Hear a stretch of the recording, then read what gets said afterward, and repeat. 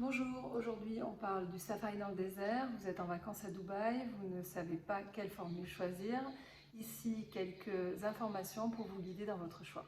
Pour commencer, donc le safari classique, la voiture, en général Land Cruiser, vient vous chercher à votre hôtel. Le chauffeur est très souvent anglophone. Ils vont récupérer les clients en fonction donc des commandes. Ils vont pouvoir aller dans plusieurs hôtels chercher, donc il peut y avoir 2 ou 3 pick-up par après-midi. Ces pick-up se font entre 14h30 et 15h30 en fonction de la saison. Puis vous partez le long de la 44, la route 44 en direction de Hatta, vous faites à peu près 45 minutes de route.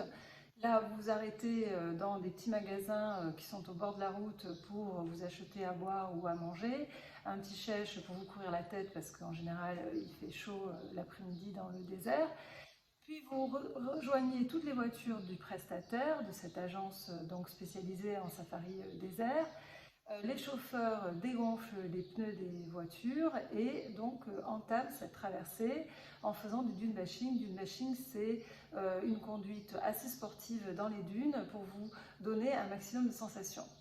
Vous faites un arrêt juste avant le coucher du soleil pour prendre quelques photos, puis vous rejoignez à nouveau tous ces véhicules et vous rentrez par la route parallèle qui se trouve donc de l'autre côté de ce banc de dunes et vous allez vers un camp de Alawir. À Alawir, il y a à peu près 30 camps qui sont tous organisés de la même façon.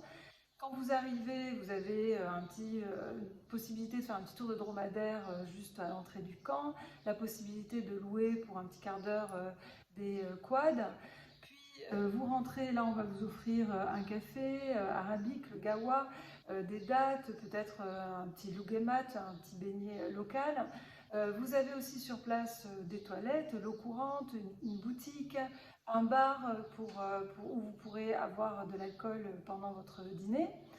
En général, donc, il y a une scène au milieu avec des coussins et au coucher du soleil, après un spectacle de fauconnerie, ça dépend des camps aussi, vous avez un spectacle avec un dervish turner, c'est danseur turc, et une danseuse du ventre, suivi d'un dîner barbecue.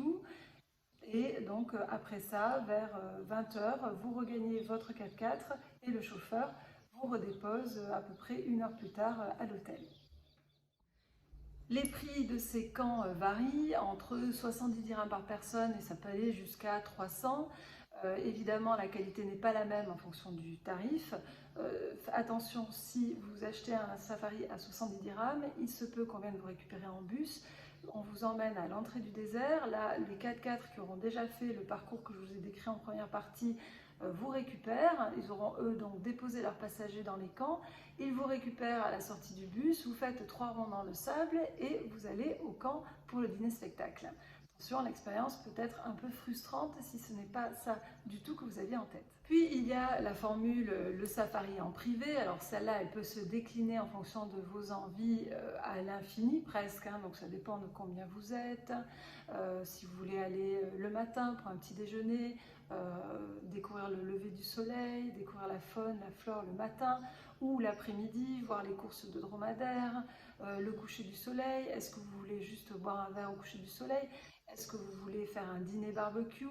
Est-ce que vous voulez dormir sous la tente? Tout ça, c'est suite à une discussion avec vous qu'on va pouvoir établir un programme adapté.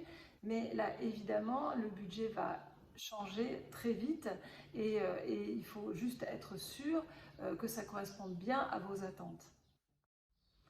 Donc les chauffeurs en général sont anglophones, vous pouvez avoir un accompagnement francophone avec évidemment un supplément.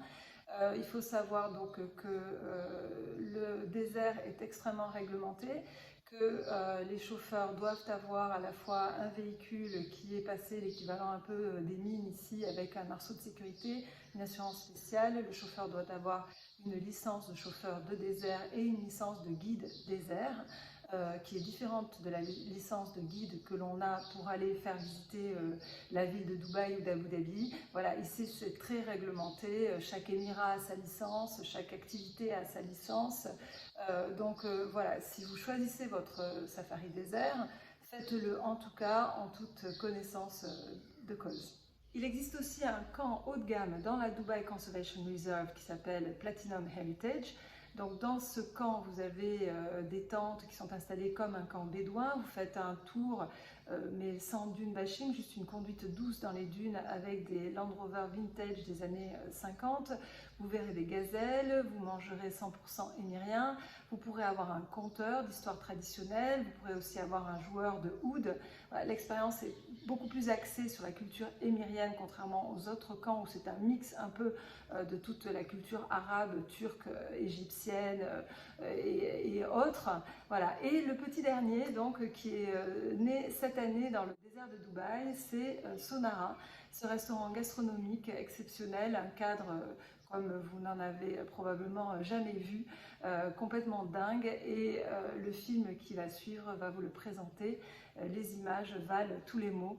Je vous souhaite une excellente soirée et à bientôt.